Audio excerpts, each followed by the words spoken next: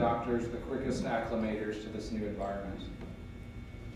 They're progressive socially and politically, or AKA liberal. I don't like those words, however. Liberal, conservative, progressive. Well, progressive, what's the opposite other than like antiquated or traditional? To me, they're utterly relative terms. If you put them on a continuum, right, the LCMS is liberal compared to Wells, but conservative compared to the ELCA. It's always relative. So you sling that label out there, and you just say, compared to what? You've always got to ask that question. So they are really weak labels that I don't like to apply to anybody. But this is what the data is saying, and I think we have a sense of what this means. But no population, and I think we need to hear this clearly, no population is homogenous. That doesn't mean that everyone who's a Gen Zer thinks in a certain way. So we should never just put them in a bucket. They're humans. We've got to listen to them and hear their story. In general, most of them have already seen porn. I would say for all of us in the room, that's became easier and easier as we've grown up. And I presume in some way we've all seen it. But I think the meaning of this is, while the stats say that younger people in our world today are having less sex than every generation prior to them, they are learning how to have sex from pornography. And the worst part about all of that is all of us who know what it's like to have actual sex with a real person knows that you're fumbling around in the bedroom trying to find your way, and it looks nothing like what is ever presented on the screen ever. But these students these young people are getting assumptions, right? This is what he wants me to do to him. This is how I should do such and such to her. Oh crap. How can we serve, church? How can we serve? Because this is a topic we have avoided, right? We have made people ashamed of this. We haven't been very real about these issues. And so people are looking elsewhere for answers, tutorials. 39% of nuns, as you saw on previous slides, 35% of Gen Zers identify as nuns.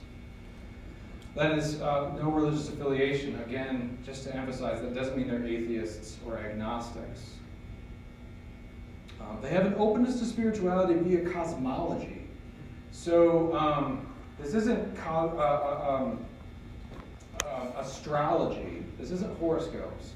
Cosmology, I think, for them in this sense is thinking about the grandeur of all things. And we could capture that by saying the grandeur of creation. Right? All that God is doing, one of the ways I try to relate to my students is the grandeur of creation situates you into a story via vocation. You're part of something bigger than yourself. There are a variety of ways of doing it, but it helps them realize I'm an insignificant speck of dust, right? But along with that, which is kind of a Jewish truth, the world was made for me. Which is, they're kind of paradoxical Jewish truths, but and we Christians, I would say, own those as well. But there's interesting ways in to spirituality with Gen Zers. They're the first generation for which faith was most poorly transmitted. I have some explanation of this in the slides that's to come, but I don't have a full explanation. But basically it means it hasn't been passed down. So to go back to that slide, the oldest generations, they may have been the ones who also were unaffiliated or nuns, or at least at some point disaffiliated in their life. And maybe faith wasn't transmitted poorly, but the faith of the parents, which was none at all, was transmitted exactly as we would expect. And like millennials, they want to make a difference in the world. So a couple of things. How do they approach religion? Well, this is troubling. We don't know. Not very much yet, because to do surveys with young people usually needs parental consent.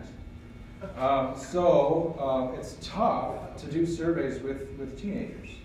And of course, so many of these Gen Zers are, a majority of them are 12 and under, right? We've only got a few who are kind of middle school, high school age, and some are just becoming freshmen. So majority of them are still too young to even start to measure. So the best we can do is kind of riff on the data for millennials and assume that all these breaks that demographers make, you know, that Gen Zers were born after 2000 and so on, these are just handy tools, right? Heuristics rather than hard and fast markers of massive difference. This openness to the spirituality thing, I think we should mention that if students have been brought up with a faith that's been transmitted, by the time they're 18 and in college, they're still really living just the faith handed down by their parents. College, the years when I have them and when some of you have them in young adult groups, is the time when they take off the cloak of their parents' faith and perhaps put it back on, but at that point as their own, or they take it off and experiment some other things, or never put it back on again. So whatever openness to spirituality they have, it's probably a spirituality that they've still inherited. They want to make a difference. They want to be part of something bigger than themselves. I'll get around to talking about that a little bit more. But I mentioned a minute ago just this idea of vocation. I think it lends itself to speaking exactly that way. It's how I teach it to my college students.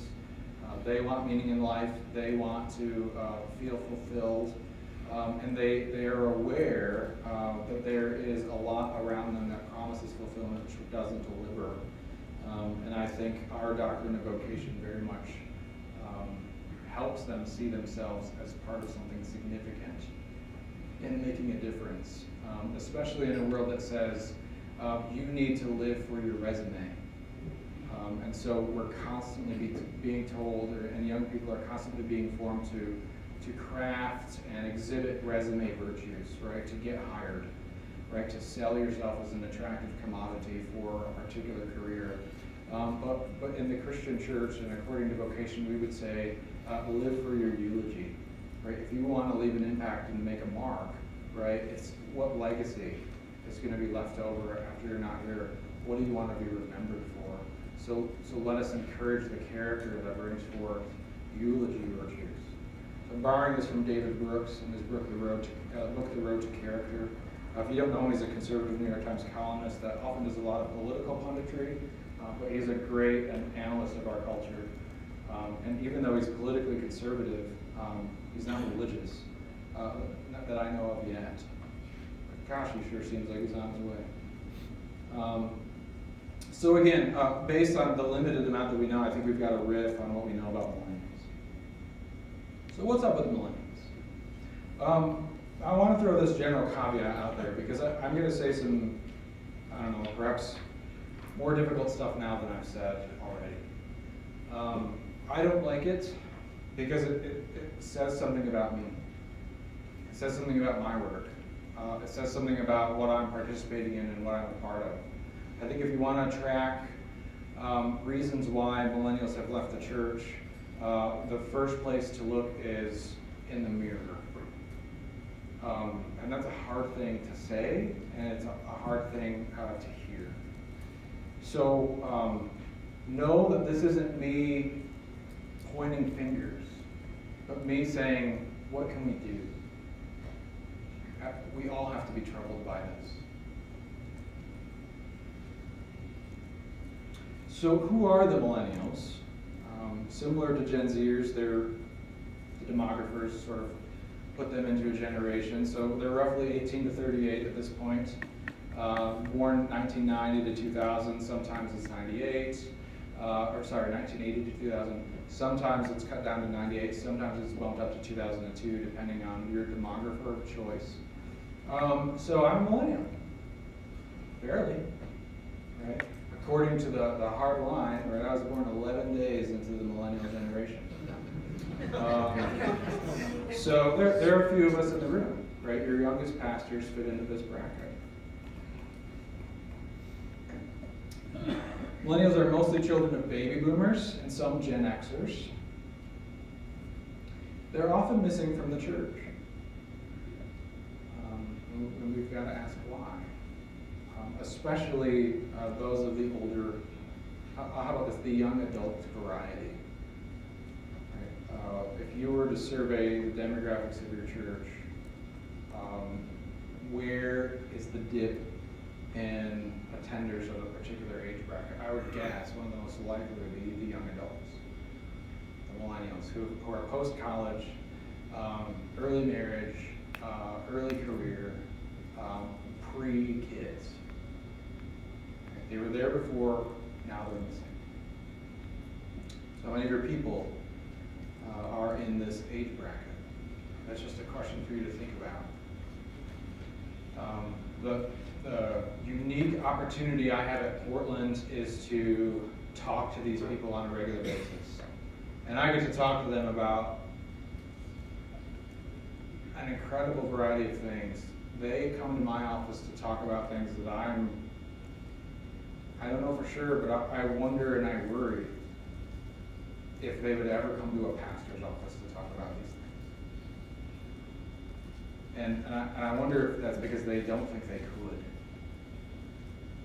But I don't believe that any of you want them to think that. So I'm privileged to be able to have these conversations, and I encourage them, as much as I have the opportunity, to graft themselves into a community where they have a pastor that they can talk to, where they have other people on a spiritual journey similar to themselves. But the trouble with the lack of people in this population in our churches is that it's really hard for them to find, especially of the LCMS variety. I find many of them going to non-denominational churches.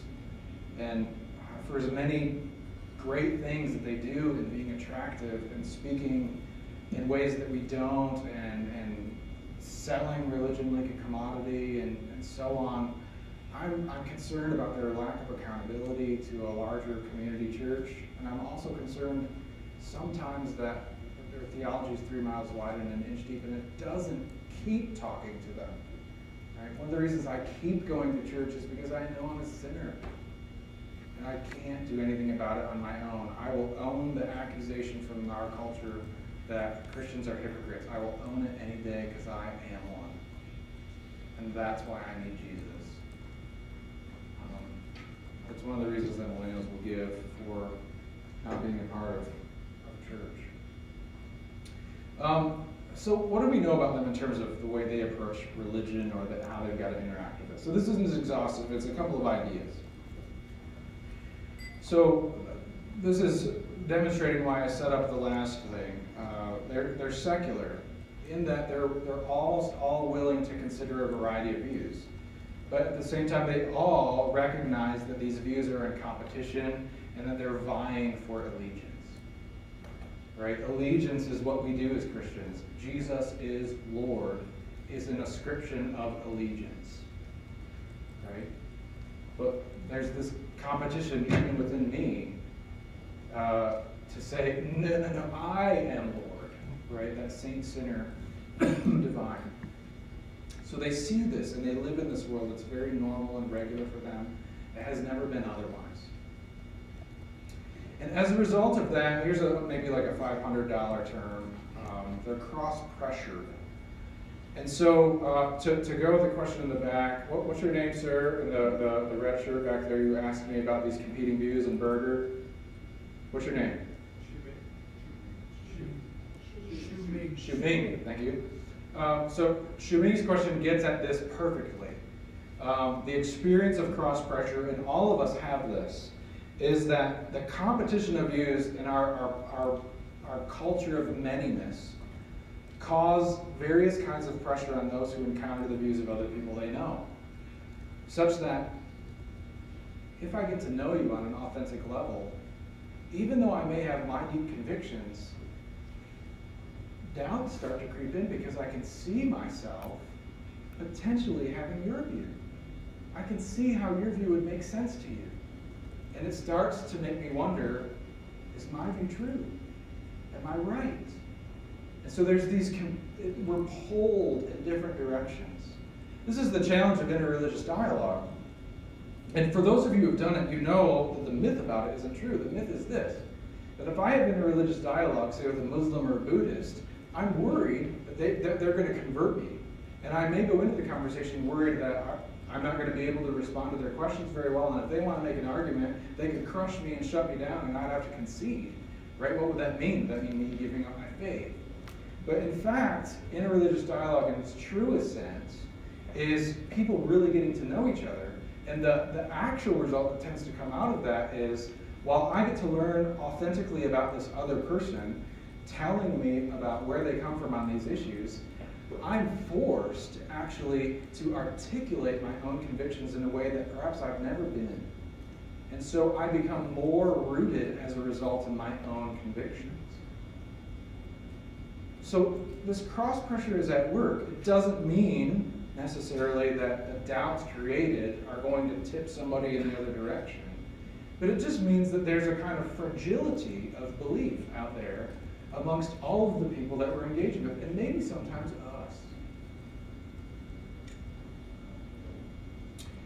us. They're disenchanted.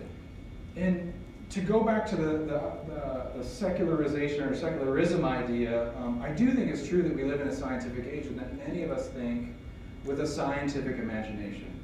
And by that I mean, if I want to, my 6-year-old daughter, we don't have a lot of thunder in Portland. We live in a valley and we get lots of rain, but we never get really severe storms with a lot of thunder. She's heard very little of it. I grew up in Michigan and heard a ton, lived in St. Louis, and it was a lot louder. And so when I'm growing up, my parents say it's God bullying, right? I don't know how many of you have heard that sort of thing. And that's a kind of enchanted explanation. Is it necessarily true? No, that isn't the point for a 6-year-old. I don't need to teach her good, 38-year-old theology yet. But they have this capacity, young people, all of us do.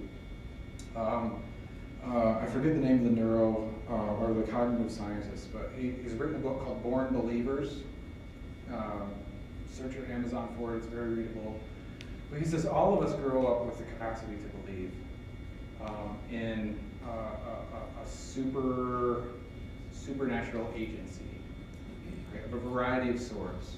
So because it's a cognitive psychologist, even though he's a Christian, he's writing for his academic group. And so he keeps it sort of bland in that regard. So this shows up most practically in the lives of little children when they believe that there's monsters under the bed or in the closet, right? Because they heard that sound, and we all know that sounds don't just happen at random. There is cause and effect. And we're prone at our youngest days, before we get disenchanted, to ascribe agency to the things that we experience in the world, right? Where does the wind come from, right? Or in the dark, is there a monster in my closet because something shifted on my clothing rack, or something moved in my toy box after I put things away, or I threw this crinkly plastic acrylic wrap in the trash can, and while I scrunched it up into the smallest damn ball that I could, stupid thing is just expanding in the trash can, and I can't stop hearing it all night. We little kids understand this differently than we do. They ascribe agency to it. Who is doing that? Right? And they're scared. Right? So I have to spend a lot of time, as many of you parents have probably done, encouraging your kid not to believe in monsters. Right? Just to add on to this, I really find it fascinating how much I've experienced Christian teachers saying there's no such thing as ghosts. And then I read Jesus in the New Testament saying, it's me walking on the water, I'm not a ghost. Did Jesus believe in ghosts? Did he just validate the fact that ghosts are real? I don't know. But then again, on the seashore, right, after he's resurrected, what's he do? To prove that he's a physical body, he goes and eats fish, like cook me some breakfast, people. I'm not a ghost, right? And he does it in the upper room. See, Thomas, put your hands here. Put your hands here, right? I'm not a ghost. I don't know, right? So there's something enchanted going on, even in a way that sometimes I think we're not really willing to admit. There's somebody wants, I'm like, oh, you got one. Yeah, go ahead. Just a quick question. That's not on.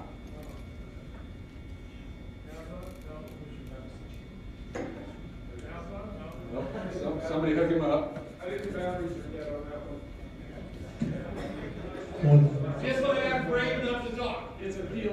statement, Clarence. No, somebody there's a mic that works over there. Okay, can you hear me? I can, but I don't know if anybody else. Just a quick question. struggles. Some of the pastors in the Central Valley over the last year or so, including a non-denominational church in my community, are finding some of these older millennials, I suppose they're sort of searching, but coming back to what I would call a traditional church, maybe a chant or something like that. Is that part of this seeking this enchanted world, this mystery that yet we Lutherans still own but have forgotten? Yes. A couple of our churches are seeing 2 or 3 families in their 30s coming in. Yeah. They've been to the other place, and they're coming. Yes. This year. Yes. Now, okay, so let me answer that in 2 ways. I want to say yes, absolutely. Mystery is attractive to certain people. So you can see revivals of Orthodoxy, Eastern Orthodoxy, for this reason. You can see revivals of Anglicanism, high church, smells bells, mystery, inaccessibility of the altar and sacred space. You can see it in some Lutheran churches too. I do think this is partly a desire for the fact that we were made for an enchanted world and we know it. But we've been taught and formed to resist it. What I don't want to do, however, is allow us, if we want to play the worship war game, to use that argument as ammunition for traditionalism. Because I think, in my take, and I've been a worship director and I've written about this in my doctoral dissertation, as much as we market the church in terms of modernity, we're using contemporary instruments, stage, worship is like a concert, the pastor's got, tattoos, the cool glasses, etc., to make sort of a human connection. I also think that there is a risk of marketing traditionalism as if it were a museum piece. Come see this thing we've held on to. And it ain't that either, right? Faithfulness is meant to give this thing away, and worship is a conduit for it. I don't mean it as a marketing tool. I'm just stating a sort of observed reality, because every one of those folks who have come have all said, I'm looking for the depth of theology that I missed somewhere else. Yep. But it also has to do with this little enchanted as well. So Yep. I don't want to just say worship wars, because I understand Right. every one of them has said, Yep. yeah. Yeah. It's just something I'm a little afraid of, because I've seen how the battle plays out, right? And everybody wants to advocate for their side being better. I don't hear that from you. But I think you're right on in acknowledging, people are coming in for some of these reasons. I do want to say more about it, but I'll go with this microphone in the back. Yeah, in all societies, it's kind of like the enchantedness is the development of atheological myths for the origins of things and being enchanted, like you were talking about ascribing agency to things. So you're saying that this generation is disenchanted because it's a scientific age? In other words, they don't have that outlet of dreaming? Is that why Disney's filled all the 90s, the late 80s and 90s, with all the remakes of all their enchantedness to give that enchanted type growth? Yeah, so that's what I wanted to get at that I haven't been able to say yet. So at some point I won't be telling my daughter that thunder is God bowling. Yeah. Right? But what about the rainbow? Because Scripture says there's meaning behind that. It has a far deeper significance than the light refraction through water droplets suspended in the air explanation. Right? Do you see what I mean by sort of a disenchantment? A scientific age that we live in, we're great at explaining the mystery away. We pride ourselves on it. It's an achievement. It is enlightenment of our time. But to the rest of your comment, I think the other side of it is, look around us, right? I don't know how many of you have read Harry Potter, but I bet most of the millennials have. And then they've seen the movie, right? And we've been to Disney World and Disneyland, and we like our Game of Thrones, And we like, I don't know, perhaps not all the men in the room, maybe some of the ladies. I hate to be sexist, so I'll just talk about my wife. She loves the Twilight series, vampires, right? Walking Dead, zombies, Lord of the Rings, and then The Hobbit, right? Star Wars. All of these are enchanted places, right? And then talk about video games, talk about other book series, right? Talk about all the Marvel Comics, superheroes. Our love for this and their success, does that not socially or culturally indicate something about the fact that we love enchantment? And maybe, just maybe, we were made for it, and we miss it. Just real quick then, this gets into virtual reality as well then. Yes. Because, I mean, I don't think we should talk about virtual reality anymore. Reality is reality, and for any late millennial or Gen Xer, virtual reality is reality. The distinction between the enchanted and the disenchanted then becomes very fuzzy. Yep. If you live out that life within what we as baby boomers or Gen Xers would call virtual reality. And the absorption into that then perhaps leads to addiction and, you know, get magic the game, right? Yep. Second Life. I just have a question, you know, thinking about the disenchantment and the enchantment. Where does Lucifer and Satan fit into that equation in the sense of, you spoke about not teaching our young ones about monsters. Is not Satan a monster? The great deceiver? And enchanted, I looked in Webster, it says being filled with something of charm.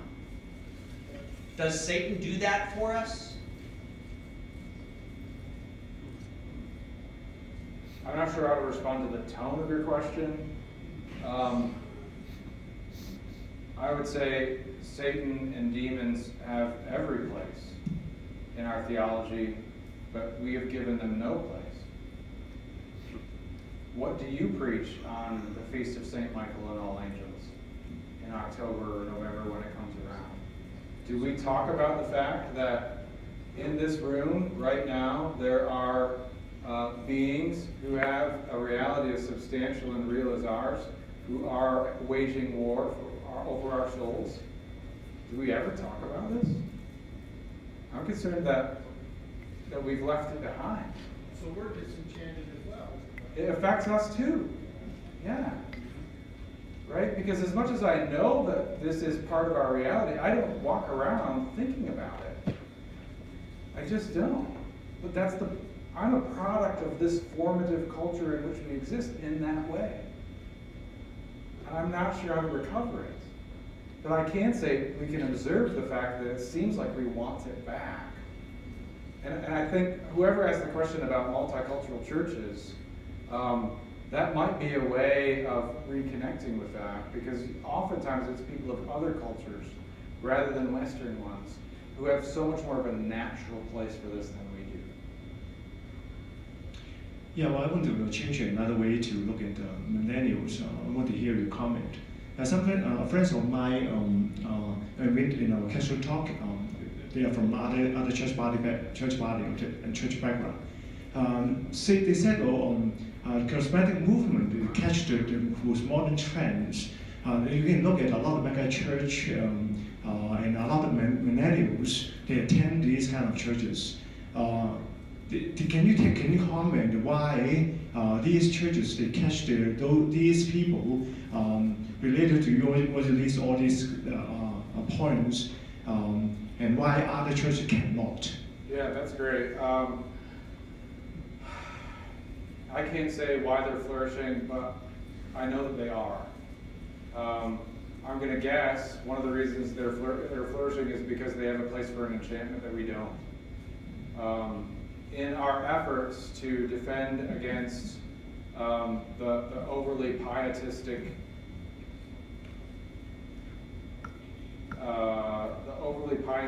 tone and flavor of charismatic and Pentecostalistic theology that argues you have to demonstrate your salvation by these gifts. It's evidence.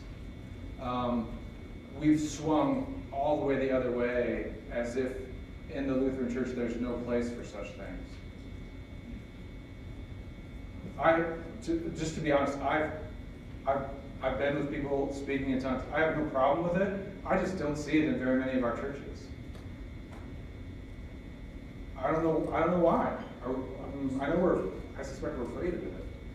But I also suspect it might have a little bit to do with this control of orthodoxy that says this is the perspective you have to take, or you're not Lutheran.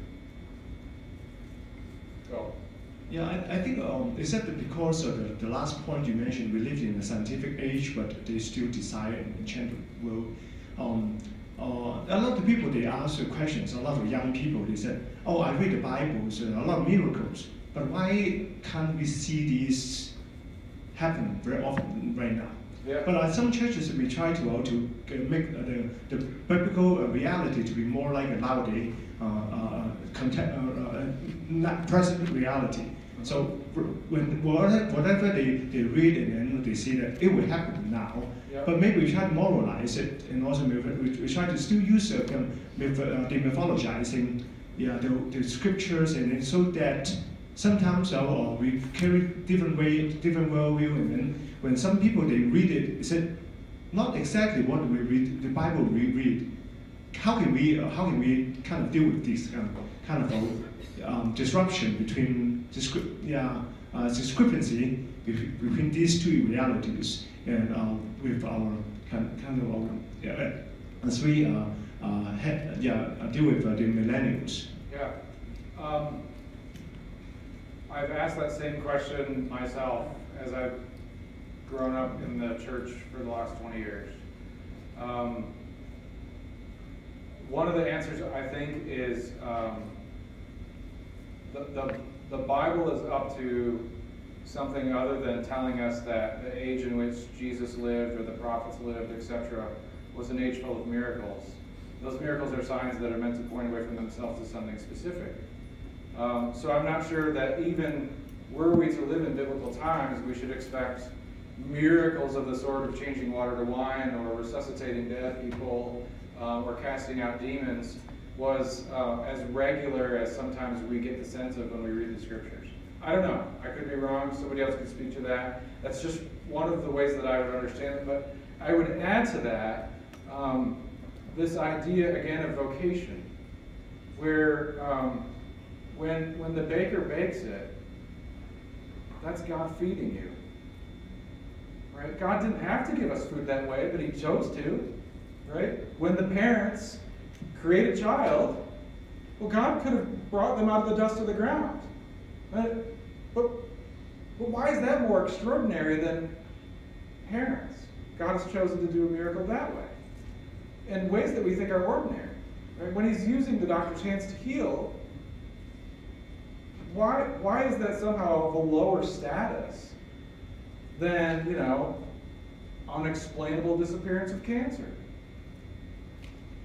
I don't know. Why do we talk this way? Why do we think this way? John? Two things regarding charismatics. Number one, the majority of charismatics do not say that you have to speak in tongues in order to be saved. Number two, I believe that the Lutheran position and the Missouri Synod position on speaking in tongues is do not forbid it and do not encourage it. Right. And that's the balanced view that I would expect from us. And I also think, I appreciate the correction. I guess it's a correction. I was just unclear. One of the reasons we theologically pushed back on that movement is because in some regards there is this expectation to manifest certain gifts to demonstrate your salvation. Right. Just like in the pietistic movement, there were certain expectations of particular Christian behavior that works are meant to demonstrate faith. And so we reject their doctrine of sanctification for that reason. Yes? I'm reminded of my previous ministries in the mission field in Latin America and rural areas where truth and Christ was told through story rather than doctrinal propositions. And I think that kind of is the same thing that's going on here. Remember, there was a book in the 80s called Preaching in Story, and I can't remember who the author of that was. He wrote a couple of books on getting back to preaching in story without an outline of point 1 ABC, point 2 ABC, because stories are open-ended and it allows this enchantedness to take place for people. There's still a point to the story, and I was taught by so many pastors within Latin American rural areas who could spin a story and preach in story form, where I was thinking linearly on propositional preaching instead of stories. Would you say stories fit more into a preaching and teaching style that's more, speaks more to millennials and even Zers? Speaks to everybody. I wouldn't apply that just to these generations alone.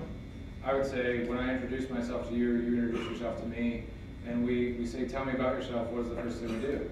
Tell you a story. Of some sort, in some way. I'm narrating my life, my existence, my experience. But it's not provable or disprovable. No, it doesn't even have that concern. Yeah. We're running short on time. Let's see if I can find a good stopping point.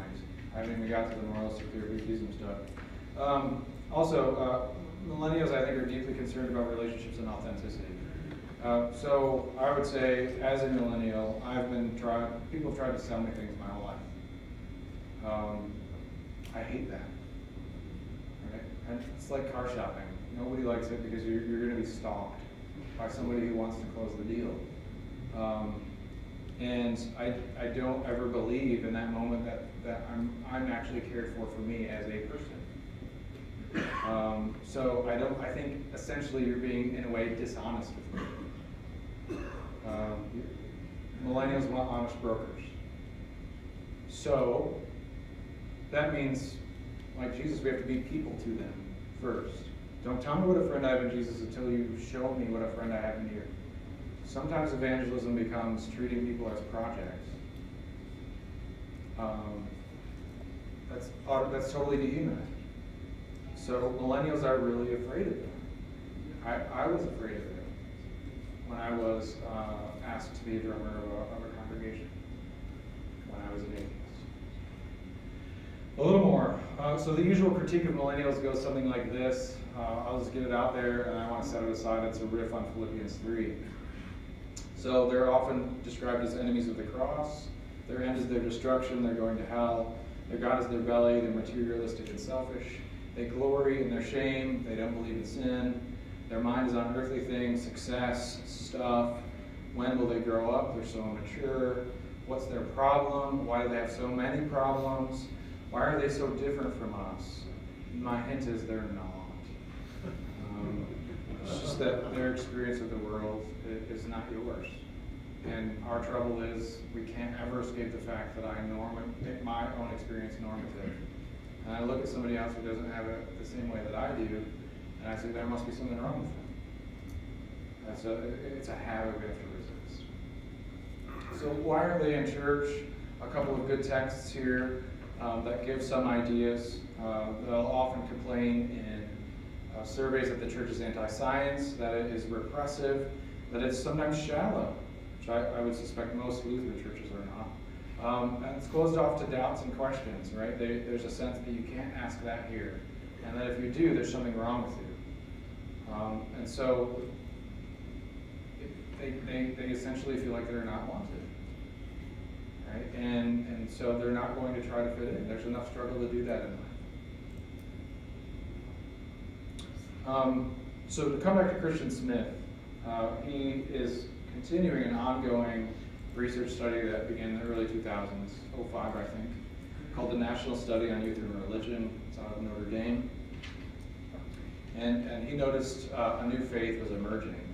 And so that's what came out of this book, the first monograph that reports on that, Soul Searching. and this is the moralistic therapeutic deism idea that I showed you earlier.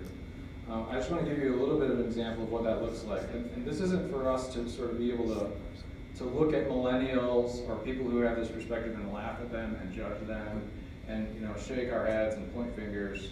But it's to just acknowledge a reality that exists out there. This is just a comic, like 4 or 5 slides long. I'll just let you look at it.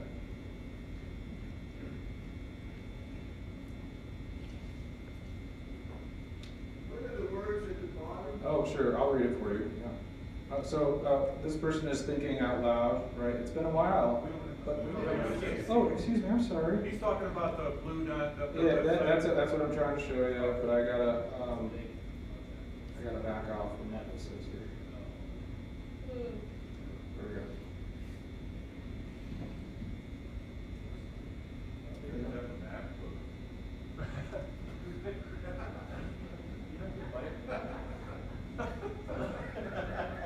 I prefer civil dialogue, not anything.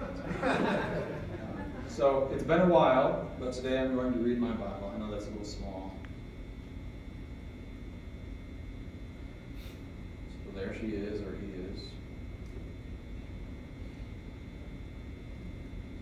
Whoops, almost forgot my special reading glasses. Okay, so these glasses are the lens, Moralistic Therapeutic Deism. And here's what she reads in her Bible. A God exists. This God watches over you. He wants people to be nice to each other. He really wants you to be super happy and get everything you want. He doesn't really require anything from you. He doesn't want to be involved in your life unless you have a problem you need him to solve. You're a good person. Good people go to heaven. Even if they didn't, it's okay because there's no hell, LOL.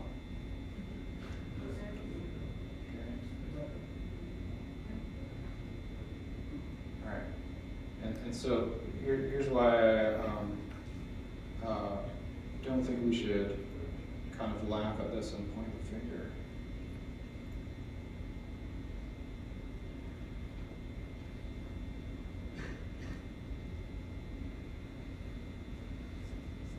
Okay. So Smith says it this way. What appears to be the actual dominant religion among U.S. teenagers is centrally about feeling good, happy, secure, at peace. It is about attaining subjective well-being, being able to resolve problems, and getting along amiably with other people.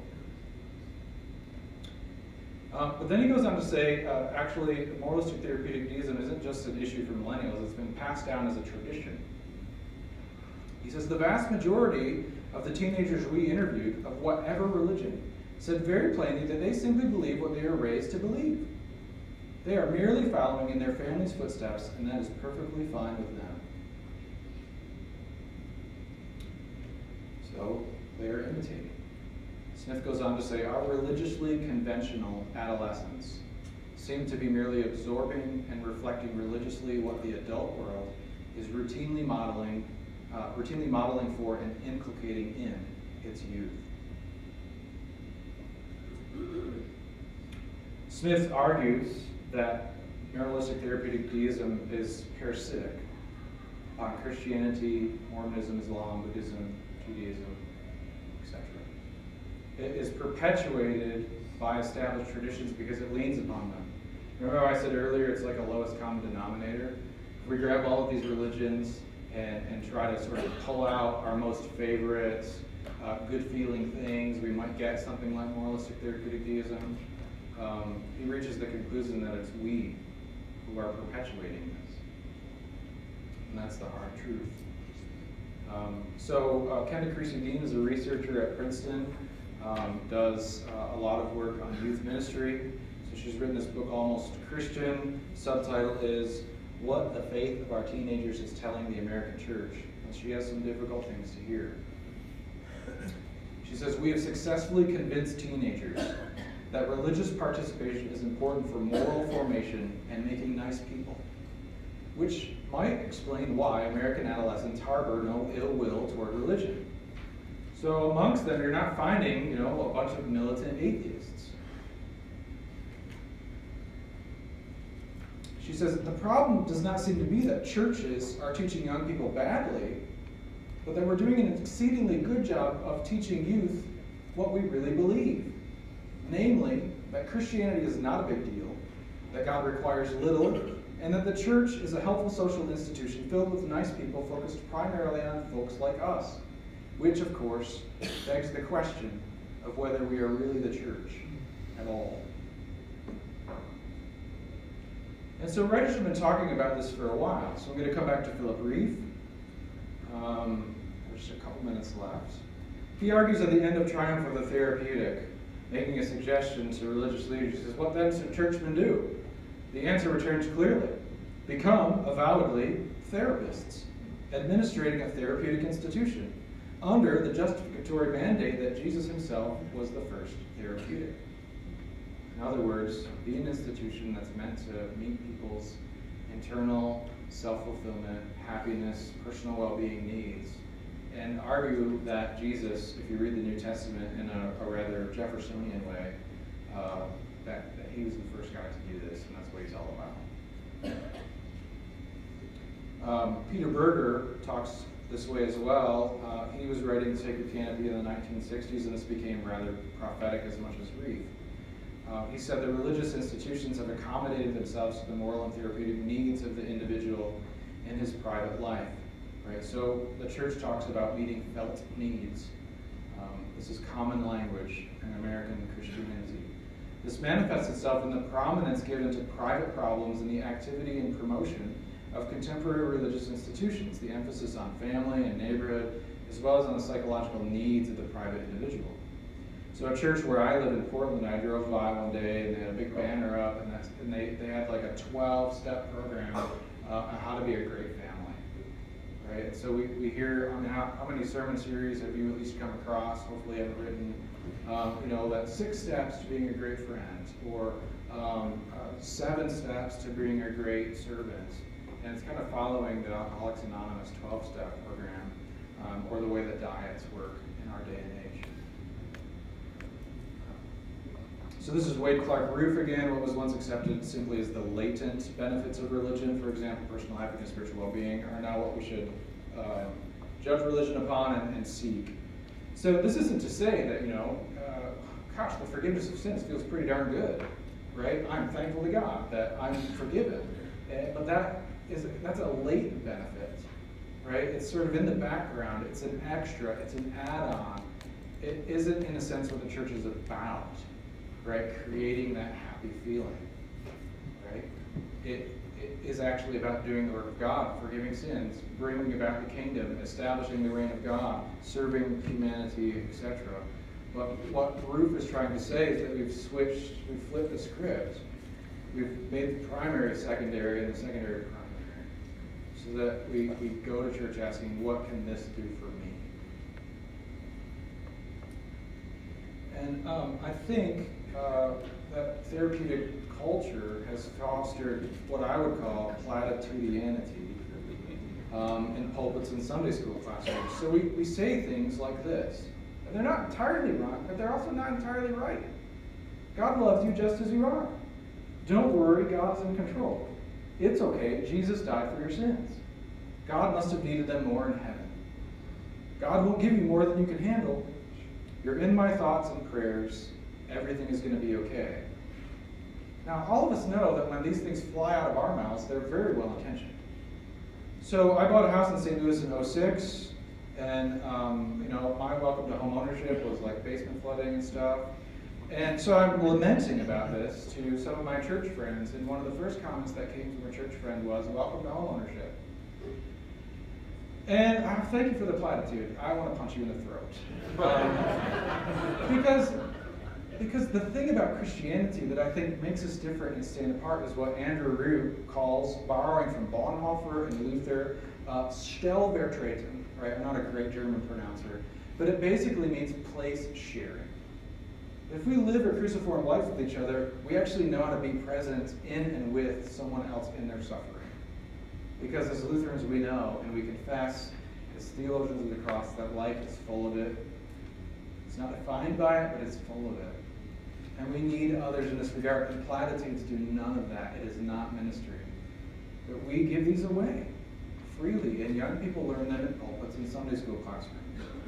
Right? It's not that these are untrue. It's that they're not enough. They're not the whole truth.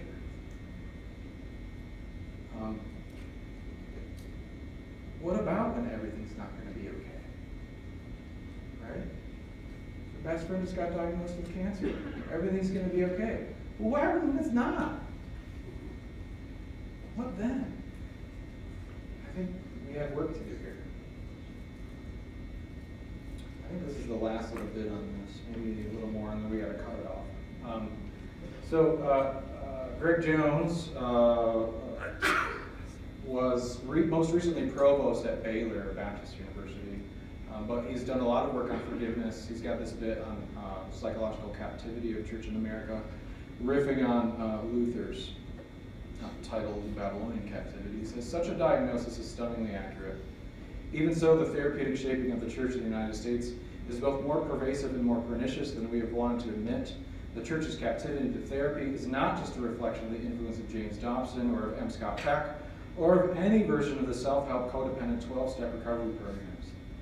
Our deeper problem is that psychological language and practices have become more powerful than the language and practices of the gospel, not only in the culture but within the church. As a result, we have translated and reduced the gospel into psychological categories. Such reduction has altered it